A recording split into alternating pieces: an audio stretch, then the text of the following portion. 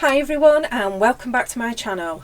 We are moving on with more witnesses. I did warn you there's a ton of them to go through. So we move on to Dr. Jan Garavaglia. She's the Chief Medical Examiner for Orange County and Osceola County Sheriff's Office. So on the 11th of December it was her that was informed of the remains, and she in fact handed it over to the other ME as she had an appointment that she couldn't get out of, and she told him she would take it over the next day. So when she got back, she reviewed the photographs that had been taken while she was away, and she also went out to the scene. Jan asked for the hair mat. She asked for it back from the FBI so she could examine it, and she saw the root growth through the hair mat and also holes from insect activity.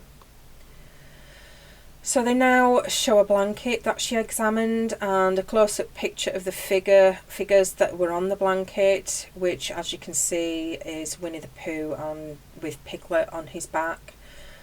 The blanket also had some plant material growing in it.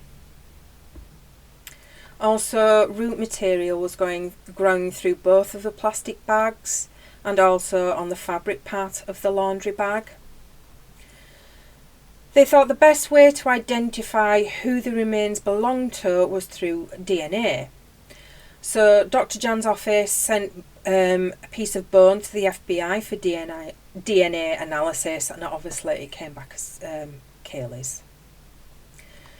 So as a medical examiner, part of her job is to find the manner and cause of death. It's a fundamental part of her job and why they exist, basically.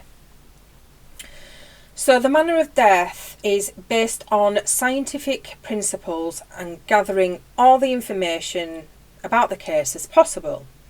So in her opinion, the manner of death is homicide. Seems pretty straightforward, doesn't it, really? This is based on three main items. First, she knows from observational studies that it is a red flag that when a child is not reported immediately to authorities, that something is wrong. So to her, that's something they look for in foul play. Check. And as we know, Kaylee was not reported for a month. The other thing is that the body was hidden. Check. It was, anybody that's hidden in boxes or bags. And the last is the duct tape. There is no reason why a child should have duct tape on their face when they die, and there's no reason to put duct tape on their face after they die. So based on her experience, they have seen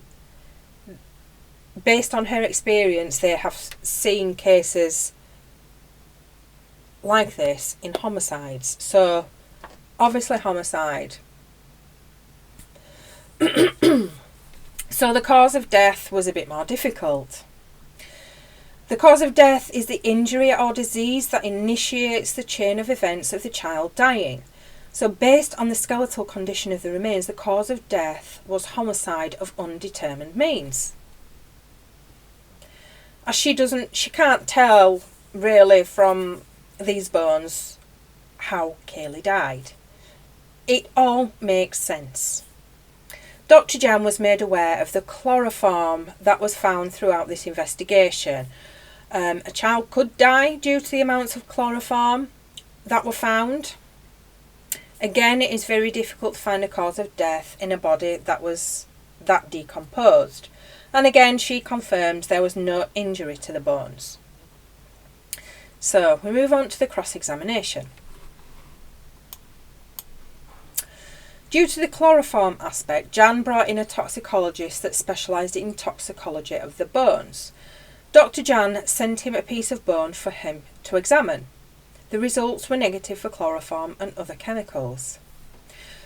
So the defence wanted one of their own examiners to observe the autopsy, which I presume is common practice, and it's Dr. Jan's policy that they could examine the evidence once Dr. Jan had finished her examinations. So, quick redirect, they would not expect to find chloroform or any other chemicals in bones. It was a long shot on Dr. Jan's part. It had been playing such a prominent part in this case, it was worth a shot basically. She had to at least try. So there we go. I think she's right in her manner of death. It's definitely homicide, so the defence can't really argue that. As of cause of death, no one knows. We'll never know. So, there we go. I'll be back with more in the next video. Bye for now.